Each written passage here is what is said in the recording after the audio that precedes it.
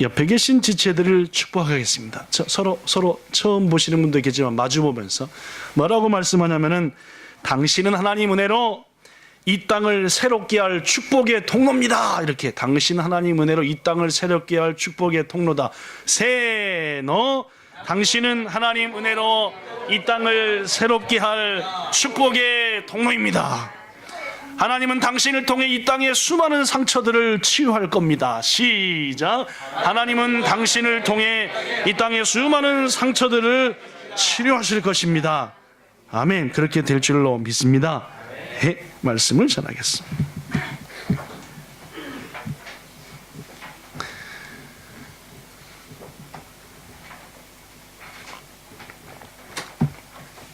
부활절도 지나서 조금은 가벼운 설교를 해야 되겠다고 한 주간 내내 마음 먹었는데 빨리 오늘 준비된 설교가 전혀 가볍지 못하고 더 무거워서 조금은 여러분한테 하나님의 말씀이 부담스럽지 않을까라는 생각도 들면서 말씀을 전하니 단단히 마음 먹고 말씀에 임하셨으면 좋겠습니다.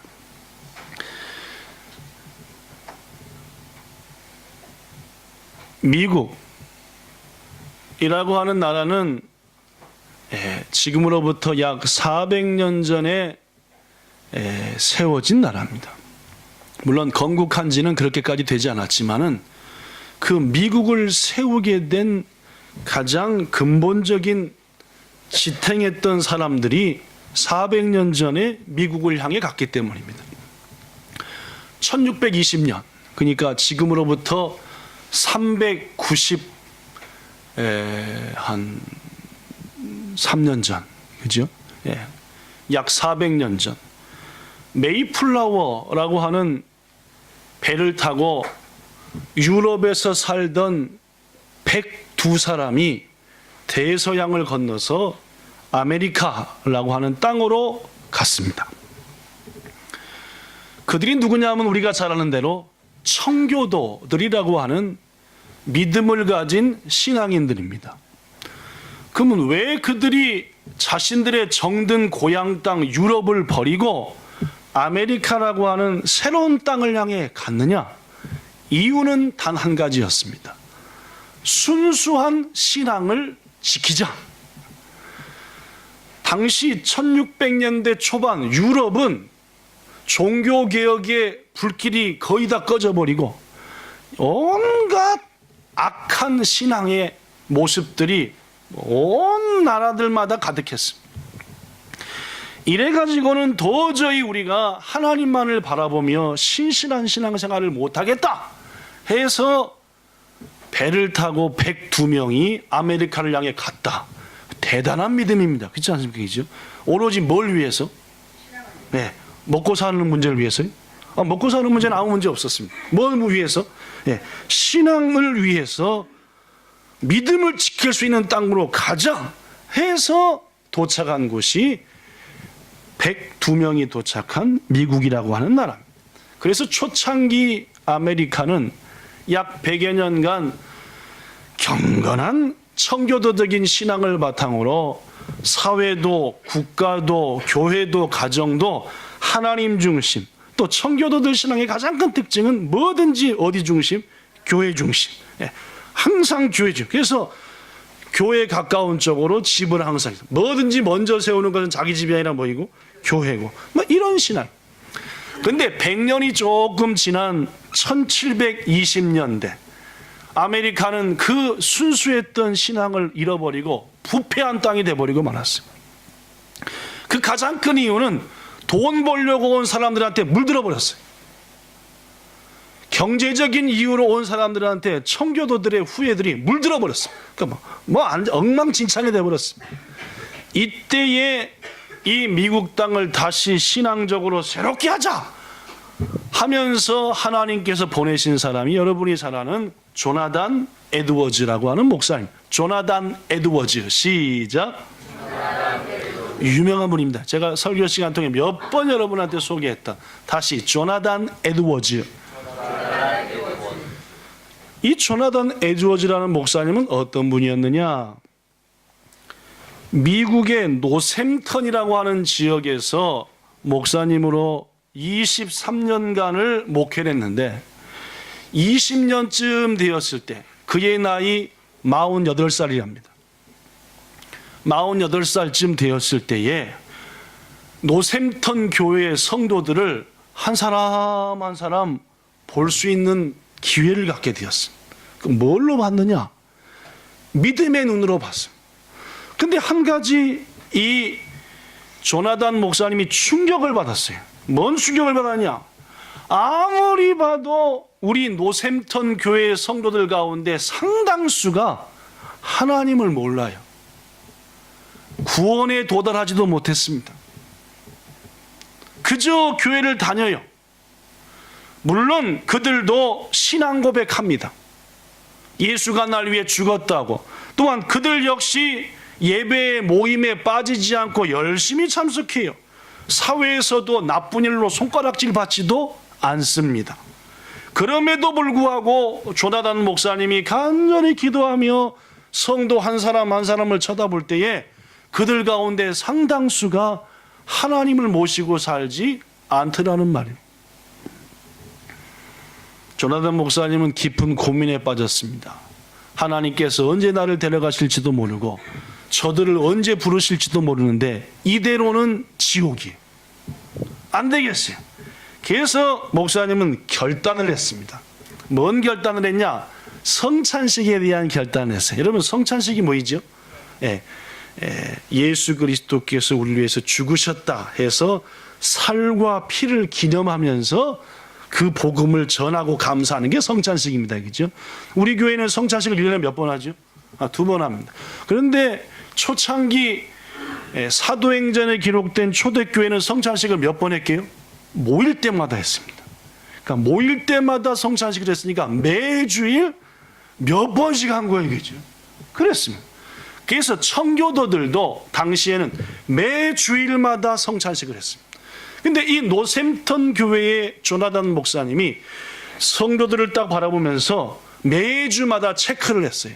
자, 임성집 성도님, 아무리 봐도 당신은 아직 성찬식을 참여하면 안 되겠습니다. 오늘은 안 됩니다. 취소. 자, 홍현식 성도님, 죄를 회개하지 않고 성찬에 참여하는 것은 자규죄를 먹고 마시는 것과 똑같다 했으니 이거 안 됩니다. 성찬 참여 금지. 이렇게 해가지고 호돈도 성도들 가운데 많은 사람들을 뭐 했어요? 성찬에 참여하지 못하도록 막아버렸습니다. 무엇보다도 이 조나단 목사님은 그 성도가 예수를 믿은 다음에 나날이 예수를 닮아가고 있는 게 느껴지는가? 매일매일 하나님의 말씀 가운데 사는가? 깨어있는 예배를 드리는가? 회개 생활을 온전히 하는가? 이런 것들을 다 체크한 다음에 부족하면 뭐예요? 성찬 오늘 참여하면 안 됩니다. 회개하시고 다음 주에 제대로 돼서 참여하세요. 자, 여러분이 노샘턴 교회 성도 입장이라고 한다면은 목사님의 그러한 결단이 좋습니까? 영 맨독사입니까? 자, 솔직히 딱 얘기해서 노샘턴 교회는 어땠을 것 같아요? 난리가 났습니다. 아니, 목사님이 아직 50도 안 되는데 노망해 들으셨나? 아니, 뭐 때문에 성찬을 참여하라 말라? 더구나 청교도인들은 성찬 참여를 엄청난 특권과 축복의 통로로 생각했어요. 미국 사람들이 생각하는 것도 한 가지가 있어요. 축도할 때는 무조건 참여하면 되잖아요. 그죠? 왜냐면 그 축복 기도가 내게 다 이루어진다. 그러니까 미국 사람만치 축복 기도를 좋아하는 사람이 없습니다. 특히 축도할 때는 전부 다. 그 다음에 이 성찬, 하나님이 주시는 은혜의 통로다. 그런데 그거를 못 참석하게 하는 거라. 성도들이 불딱지가 단단히 났습니다. 그래가지고 목사님한테 사사건건 따지고, 아니 세상에 어느 교회, 우리 같은 교회가 어디 있습니까? 막 하다가 결국은 3년이 지난 후 아무리 에즈워즈 목사님이 그 성도들을 바른 길로 인도하려 하더라도 안 하니까, 자, 그렇다면 저는 더 이상 여러분의 담임 목사로서 여러분을 인도할 자격도 그리고 의무도 없겠습니다 하고 교회를 사임해버리고 말았습니다. 이런 분이 조나단 에즈워즈라는 목사님. 그렇습니다. 당시 경건한 청교도들은 여기 써진 대로 자신이 죄인이라는 것을 철저히 깨닫고 뼈저리게 느끼는 거예요. 내가 죄인이다. 한 주간을 돌아볼 때 이런 못된 죄인이 어디 있냐 느끼며 오직 하나님의 은혜가 아니고서는 나는 살 방법이 없다라고 하나님 앞에 고백하면서 간절히 회개하며 간구하는 자에게 뭐가 임한다? 구원이 뭘로 임한다? 선물로 임한다라고 생각했습니다. 그래서 정말 나에게 예수님이 필요하구나 간절히 깨닫고 구원을 소망하는 자들, 그런 자들에게 구원이 임하지 그렇지 않은 자들에게는 구원이 없다. 이게 청교도들의 생각이었습니다.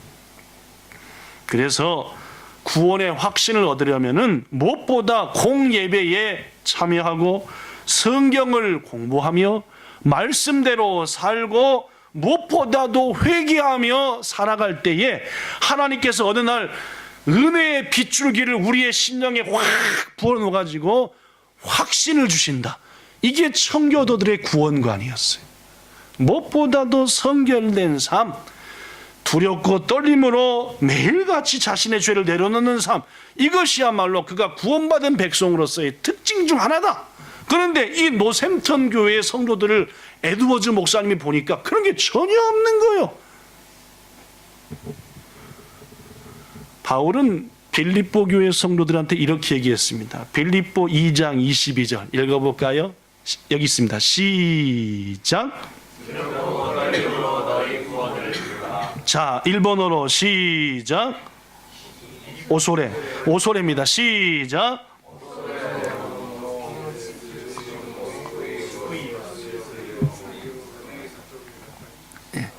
오소레라는 말이에요. 오소레 오노노 키츠츠. 오노노 키츠츠가 한 단어예요.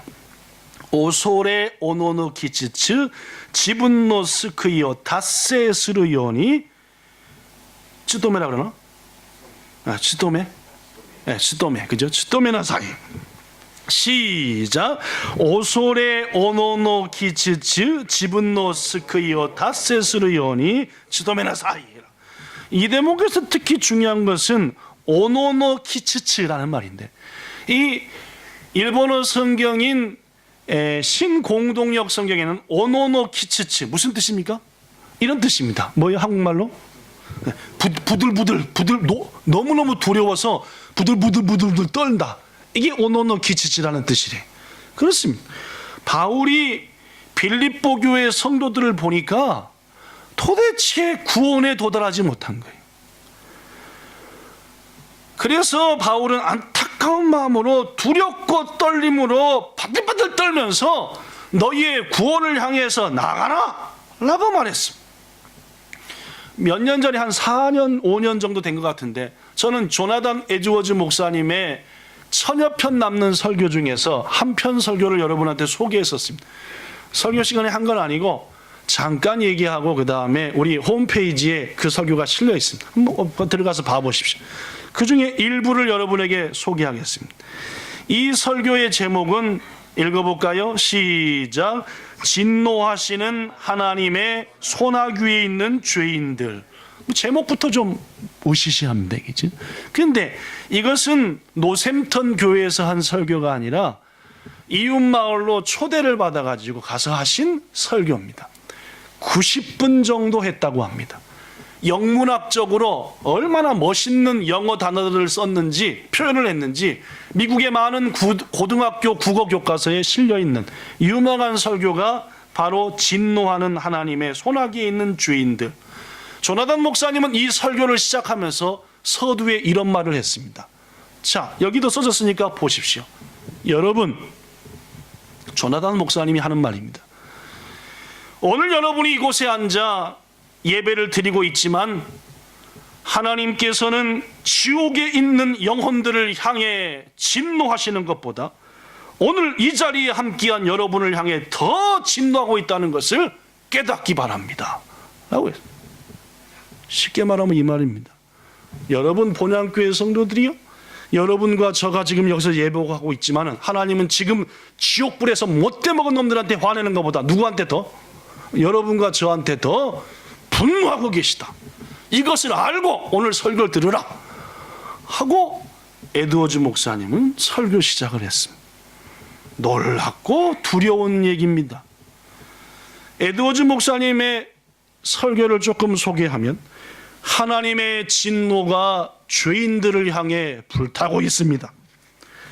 지옥의 불길은 지금도 무섭게 이글거리며 타오르고 있습니다. 죄인들을 절단할 칼은 입맛을 다시면서 기다리고 있습니다. 지옥의 구덩이는 입을 쫙 벌리고 죄인들을 지금도 기다립니다. 이런 설교입니다.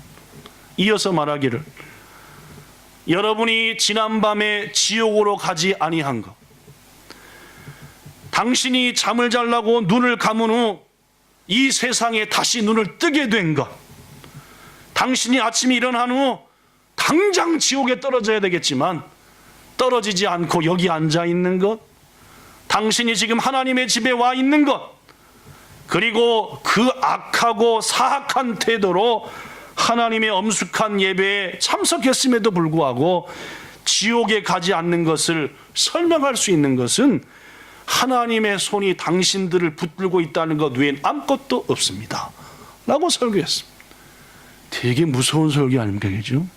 어젯밤에 그대로 지옥불로 떨어져야 되는데 그나마 살아서 여기 와서 앉아있는 것, 더구나 앉아있는 것도 예배드릴 마음의 준비도 안 돼 있고 죄악하고 싹한 모습으로 앉아있음에도 불구하고 당장의 목숨을 취해버리지 않는 것, 설명할 길은 뭐밖에 없다고요? 하나님이 여러분들을 붙들고 계신 것, 그거 말고는 아무 설명할 것이 없습니다. 그러나 하나님이 지금 당장 그 손을 거두시면 떨어지는 바위를 거미줄이 멈추게 할 수 없는 것처럼 당신은 즉시 지옥의 구덩이로 빨려 들어가고 말 것입니다. 이런 설교를 했습니다. 이런 무시무시한 설교를 전기가 없던 시대에 촛불 켜놓고 어두컴컴한 데서 90분간을 했으니까 여러분 성도들의 마음이 어떠했을까 우리는 충분히 이해할 수 있습니다. 오늘 밤에 한번 해볼까요? 불 딱 꺼놓고, 그죠? 그런데 여러분, 이 예배에 놀라운 기적이 나타났습니다. 성령의 강하신 역사가 거기 참여한 성도들의 마음을 붙들었고 모인 무리들 한 사람 한 사람이 흐느흐느 울면서 자기가 얼마나 죄인인 걸 깨우치기 시작합니다. 그러면서 통회하며 떼굴떼굴 구르며 회개하는 이들이 가득했고 예배 후 당시에 코네티컷 엠필드 교회인데 이 교회가 여기에 회개하지 않고 돌아간 사람은 한 사람도 없잖아요. 온 밤을 회개했답니다. 이것이 유명한 1741년 7월 8일 코네티컷 엠필드 교회에서 시작한 미국의 대각성운동입니다. 여러분에게 몇 번 소개했다시피 세계 기독교 2000년 역사 속에서 3대 부흥운동이 있다고 그랬잖아요. 그죠? 첫 번째는 요한 웨슬레를 통해서 영국에서 일어난 1600년대의 운동. 두 번째는 1741년 7월 8일에 있었던 금방 얘기한 미국의 대각성운동. 마지막 하나가 어디죠? 1907년 평양에서 일어난 평양 대부흥운동. 이 세 가지가 세계 대부흥운동 중요한 세가, 유명한 세. 그 중에 두 번째 사건이 바로 조나단 에드워즈의 코네티컷 엠필드 교회에서 시작한 이 설교였다는 겁니다. 성도 여러분, 얼마나 이런 설교를 어디서 우리가 들어볼 수 있겠습니까? 이런 식으로 설교하는 교회를 어느 성도가 찾아가겠습니까? 그러나 실은 오늘날 이러한 설교가 필요하다는 것입니다. 예수께서 말씀하시기를 누가복음 18장 8절에 인자가 올 때에 세상에서 믿음을 보겠냐 했습니다. 좀처럼 믿음을 가진 자를 찾기가 쉽지 않다라는 말이. 오늘 본문에 보니까 사도 바울은 눈물을 줄줄 흘리고 있습니다. 본문 18절에 보니까 사도 바울이 왜 웁니까? 복음을 위해서 그토록 고통당하며 수많은 죽음의 위기에 빠질 때에도 눈물 한 번 보이지 않았던 사도 바울이 오늘 본문에서 보니까 울어요. 울면서 말합니다. 본문 18절 읽어보겠습니다. 시작. 내가 여러 번 너희에게 말하였거니와 이제도 눈물을 흘리며 말하노니 여러 사람들이 그리스도의 십자가의 원수로 행하느니라. 바울이 문득 어느 날 정성과 사랑으로 가르치고 인도했던 빌립보 교회 성도들을 바라보니까, 빌립보 교회 성도들을 바라볼 때에 노샘턴 교회에서 노샘턴 성도들을 바라봤던 에드워드 목사님 같이 된 거예요. 빌립보 성도들을 봐도 아무리 바라봐도 저들에게 뭐가 없어요? 하나님이 안 계세요. 누가 없어요? 구원이 없습니다. 너무 많다. 그래서 내가 여러 번 너희에게 몇 번을 말했어요. 빌립보 보면은 1장 이후부터 계속 그런 얘기입니다. 너희의 믿음이 온전한가 좀 확인해봐. 왜 그러느냐? 뭘 쫓고 다니나? 도대체 뭘 쳐다보는? 계속 그런. 바울이 볼 때에 바른 신앙을 가지지 못한 사람이 빌립보 교회에 너무나 많았고, 몇 번 공고했지만 돌이키지 않았고, 바울이 내린 결론은 빌립보 교회 성도들 중에 일부는 예수님과 뭐이다? 왼수지간이다. 예수가 지은 십자가와 뭐다? 원수다 라고밖에 답이 안 나오는.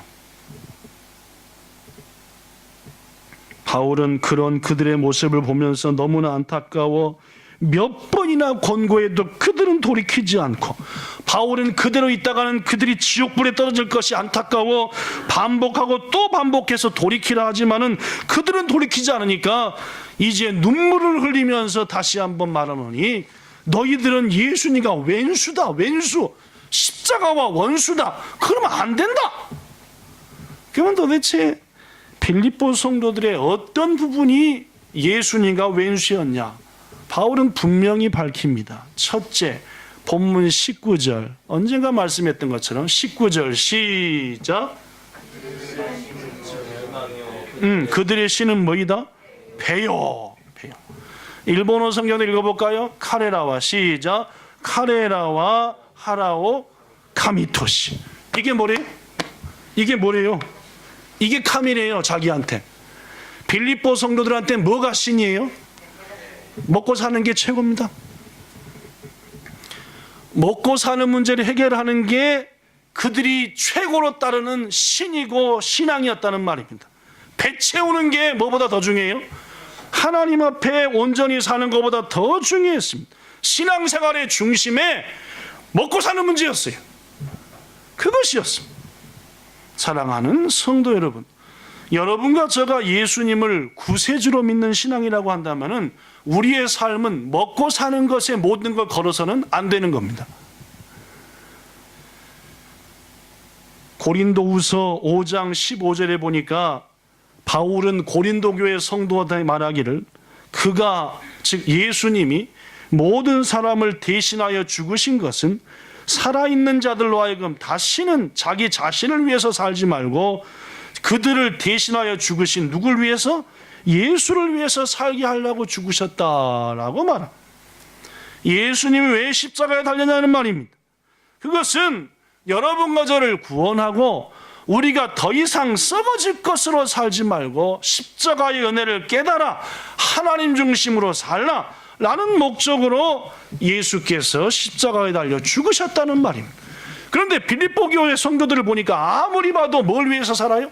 먹고 사는 문제만 위해 사는.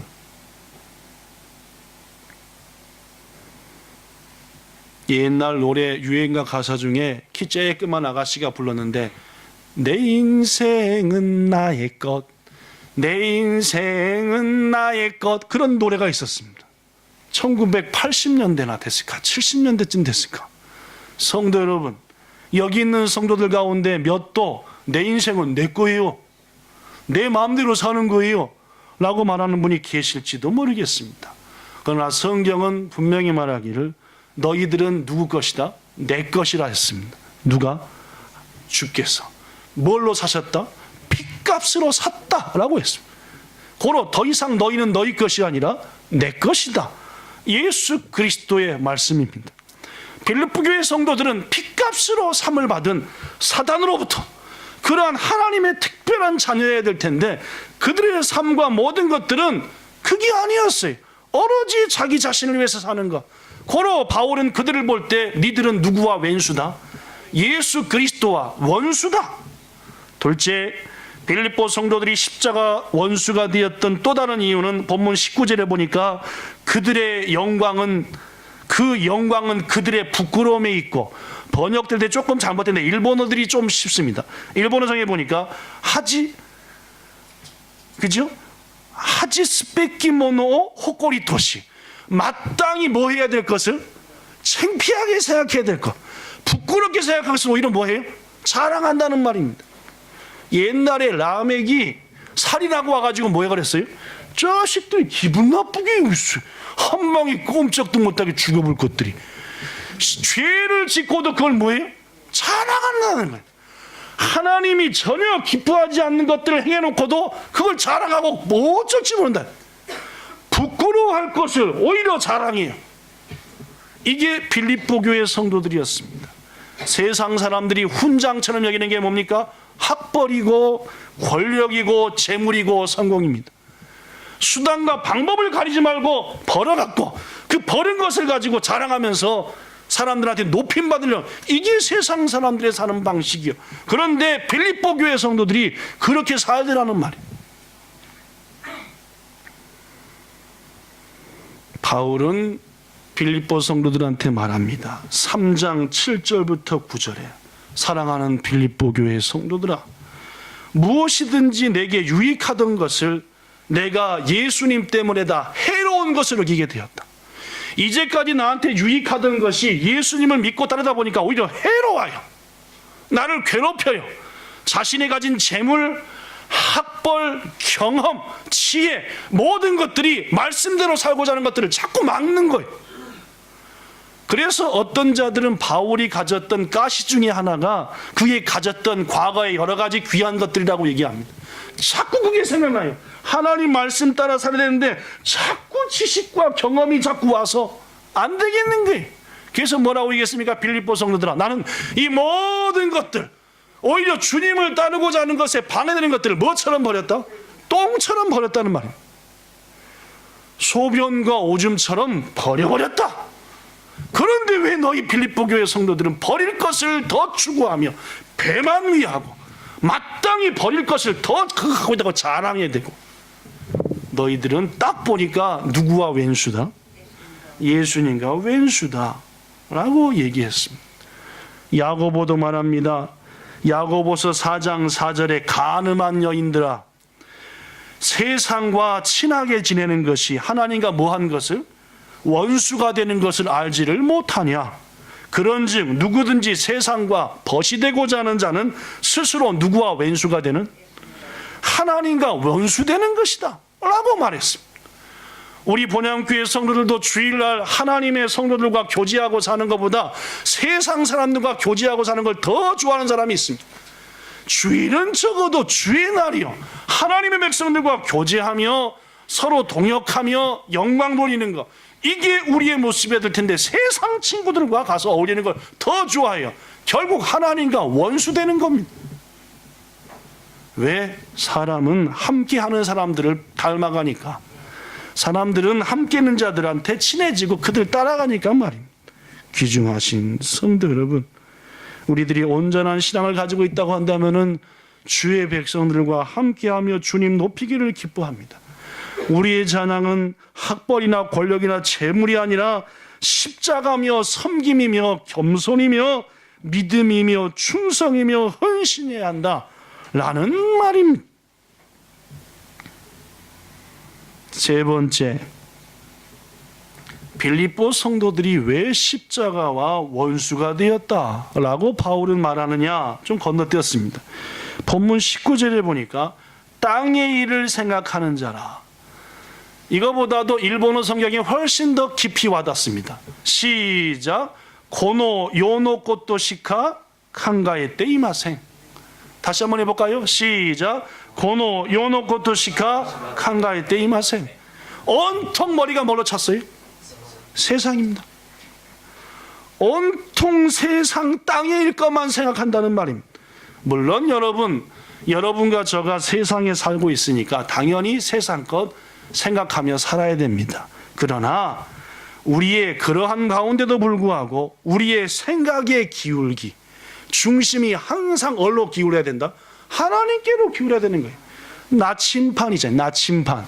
이 나침반은 막 돌리면 바늘이 뺑글뺑글 돌다가 딱 놔두면 결국 어디로 향해요? 반드시 북쪽을 향합니다. 아무리 뺑글뺑글 돌다도 고요함은 어디를 향해요? 북쪽을 향해요. 여러분과 저도 그래야 됩니다. 세상에 속해 사니까 뺑글뺑글 돌다가도 조용하고 나 홀로 있으면 어디를 바라봐야 돼요? 십자가 주님 바라봐야 됩니다. 그러십니까 여러분? 오직 홀로 있는 시간을 의미 없고 죄악된 것으로 보내지 말고 하나님이 내게 고독과 외로움을 줄 때 뭘 봐야 돼요? 나침반이 북쪽을 보는 것처럼 우리는 하나님을 바라봐야 돼요. 홀로 외로울 때 에이씨 이러지 말고 찬송이 나오고 기도가 나오고 감사가 나와야 됩니다. 여러분 지난 한 주간 동안 혹시 홀로 있었던 적이 있을 겁니다. 5분이든 10분이든 1시간이든 말입니다. 그때 뭘 보셨습니까? 여러분의 마음이 뭘로 향했냐 그 말이요. 우리 하민이는 아마 오락으로 향했을 거라. 게임. 홀로 가만히 있으면 게임. 여러분은 뭘로 향하셨냐는 말입니다. 돈. 안 된다는 말이에요. 바울이 빌립보 교회 성도들을 아무리 봐도 그것들은 십자가와 왼수요. 온통 머리가 뭘로만 차 있어요? 세상과 물질과 배부를 것과 명예와 권력들만 꽉 차 있어요. 그러니까 가만히 있으면 자동으로 올라가요. 그러한 죄로 가고 마는 거예요. 귀중하신 성도 여러분, 여러분과 저가 그러면 하나님과 왼수입니다. 그래갖고는 안 돼요. 가만히 있으면 기도하고 싶고 가만히 있으면 찬송이 나오고 그게 여러분과 제가 갈 길입니다. 그런데 가만히 있으면 한숨이 나오고 가만히 있으면 염려가 나오고 죄질 생각만 하는 게 저와 여러분이니 어찌 조나단 에드워즈 목사의 설교가 무조건 닭달만 하는 설교라고 말할 수 있겠냐는 말이에요. 부끄럽게 여러분과 저가 맞이하고 회개할 설교지요. 바울은 로마서 8장 5절부터 6절에 이런 말을 합니다. 읽어볼까요? 시작.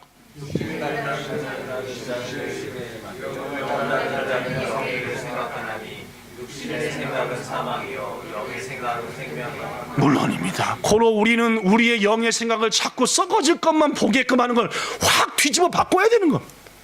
또한 바울은 로마서 8장 7절 8절에 시작. 육신의 생각은 하나님과 원수가 되나니 이는 하나님의 법에 굴복하지 아니할 뿐 아니라 할 수도 없다. 여러분과 저가 육신의 생각만 하고 땅의 것만 생각하고 배만 채우고 땅에서도 영화만 맨날 쳐다보고 있으면 절대 우리의 육신과 생각은 하나님 앞에 굴복 안 해요. 아무리 이런 설교를 해도 웃기는 얘기입니다. 오늘 목사님 부활절도 끝났는데 좀 가볍게 넘어가시지 뭘 이렇게 얘기했습니까? 이런다는 말이 왜 그렇습니까? 어둠도 우리의 생각과 마음이 육신에게 가 있습니다. 그래서 오늘 본문에서 바울은 눈물로 탄식하면서 빌립보 성도들에게 말하기를 우리의 시민권은 하늘에 있다. 거기로부터 구원하시는 자 예수 그리스도를 기다려야 되는 게 이게 신앙. 너희가 살 곳은 이 땅이 아니라 이제 들어갈 저 하나님의 나라인데 왜 이 땅에만 모든 걸 걸고 사느냐. 어저께 아침 9시 반에 핸드폰으로 제로산으로 시작하는 전화가 따고 왔습니다. 모르는 전화가 제로산으로 왔다는 얘기는 10중 8구는 일본 분한테 전화 온 거니까 모시모시 하고 받았습니다. 여보세요 했더니 준텐도 병원이래요. 준텐도 병원이 뭔 병원입니까? 제 왼쪽 눈 수술한 병원. 왜 그러십니까 했더니 수술을 할 수 있을 것 같으니까 준방도 됐고 병실도 비었으니까 4월 8일 날 입원하래요. 그럼 4월 8일이 언제죠? 내일이잖아요. 에? 아니 생각보다 전화를 빨리 주셨네요 라고 했더니 예. 순간적으로 당황스러웠습니다. 왜냐? 제 생각으로는 언제 입원한다 그랬죠? 그때 의사가 그랬거든. 5월 초중순쯤 돼야지 제 준방이 돌아올 거다. 더구나 또 한 가지 약속은 다이다이 전화는 월, 수, 금, 고고 니지까라 요지노 아이다에 전화한다. 그리고 월요일 날 고고 니지부터 요지 아이다 전화하면 언제 입원하고? 수요일 날. 수요일 날 니지부터 요지 아이다 언제 입원하고? 금요일 날. 금요일 날 니지부터 요지 아이다 언제 입원하고? 월요일 날. 아침 일찍 입원하라. 그런데 무슨 요일 날 전화가 왔다고요? 토요일 날. 몇 시에 그것도? 아침 9시에. 약속이랑 틀려요, 똑같아요? 틀리지만 그때 말하기를 다 있다. 그러니까 뭐예요? 틀린 거야, 안 틀린 거예요? 자, 여러분, 제가 수술하러 간다고 했을까요, 안 했을까요? 네, 못했습니다. 네. 왜 못했냐? 준비가 안 됐어요. 제 마음에. 왜냐? 다음 주 주일 설교 준비 아무것도 안 했습니다, 아직. 수요일 날 중요한 약속 1시간짜리 하나 있습니다. 이거 오 목사님한테 다음 주일 부탁해야 되는데 아직 그것도 안 됐어요. 허도도 준비 안 됐어요. 제 마음은 오로지 언제로 지금 맞춰 있습니까? 5월 달에 나는 입원해서 수술 받는다. 물어보겠습니다. 지금 제 눈 상태가 하루라도 빨리 수술 받아야 됩니까? 미뤄야 됩니까? 그럼 제 마음이 하루라도 빨리 받고 싶겠습니까? 미루는 거 좋겠습니까? 도저히입니다. 물론입니다. 그런데 뭐가 안 됐다고요? 그러니까 누가 거절해요? 제가 거절했습니다. 뭘 해야 되는데? 빨리 가서 뭐 해야 되는데? 수술 받아야지 길 가다 안 넘어지잖아요. 잘 보이고 누군지 다 알고 이렇게 하지 않겠습니까? 얼마나 답답한지 모릅니다. 하루도 빨리 수술 받아야 돼. 받아야 될 일이니까. 그런데 누가 거절했다고요? 제가 거절했다니까요. 언제 또 제 중방이 옵니까 했더니 한 번 거절했으니까 언제 올지 모르는데 도시요. 다시 전화하려고 그랬어요. 끊은 다음에 다시 수술한다고 전화를 할까 이게. 근데 준비가 안 돼 있는데 이걸 어떻게. 어제 오전 내내 생각했습니다. 하나님이 언젠가 저를 이렇게 부르실 텐데. 여러분 그렇지 않습니까? 다이따이로 저는 몇 살 때 불려갈 것 같아요? 그죠? 제 마음으로는 100살에서 80살 정도. 이 정도쯤 돼야 불려가겠다. 그게 뭐예요? 제 소망입니다. 그건 제 소망이고 다이따이 그런 거예요. 그러나 주님은 언제 날 부르실지 압니까? 모릅니까? 내일 부르실지도 모르는 겁니다. 여러분 천국에서 사는 게 좋습니까? 이 땅에서 사는 게 좋습니까? 솔직합니까? 그러나 우리는 그 천국에서 살자고 부르는데 뭐 합니까? 거부하죠. 왜 거부합니까? 준비가 안 돼 있거든. 아내하고도 이별할 준비가 안 돼 있고 부모님하고도 이별할 준비가 안 돼 있고 성도들하고도 이별할 준비 안 돼 있습니다. 만약 내일 당장 하나님이 박 목사야 이제 그만 수고하고 와라 하면은 저는 당연히 기뻐 주님을 맞이해야 될 겁니다. 그러나 저는 어저께 그 일을 계기로 컴퓨터 앞에 앉아서 묵상을 해봤어요. 곰곰이. 만약 내일 주님 날 부른다면 나는 그 주님의 부르심에 기뻐 응답할까? 못하겠더라고요. 그래서 회개를 많이 했습니다. 귀중하신 성도 여러분, 주님이 여러분과 저를 언제 부르실지는 아무도 모릅니다. 70, 80, 90, 100에 부른다? 소망일 뿐입니다. 꿈일 뿐이에요. 다이따이 그래요. 주께서 부르셨을 때 십자가와 맹수대 갖고 주님 맞이하면 여러분과 제 꼴이 뭐가 되겠습니까? 여러분 어떻게 생각하십니까? 주의 부르심은 갑자기 오는 거예요. 아시겠습니까? 무슨 천년만년 후에 주님이 여러분과 저를 부르시는 게 아니요. 홍연아 드디어 네 때가 됐다고 딱 부르는 거예요. 하나님 중국 가야 다 애들하고도 이별도 해야 되고 아내하고도 얘기 엄마 장부인 엄마하고도 야 됐다 가자. 안 돼.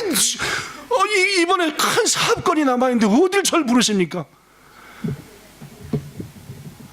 이게 여러분과 저가 아니냐는 말입니다. 주님은 그토록 기대하고 준비해갖고 이제 준비한 대로 가자 막 잘하고 싶어서 예수님 어쩔지 모르는데 있어버리니까 가만히 있어버리니까요. 이것이 주님의 베푼 잔치에 나 금방 솟았거든요.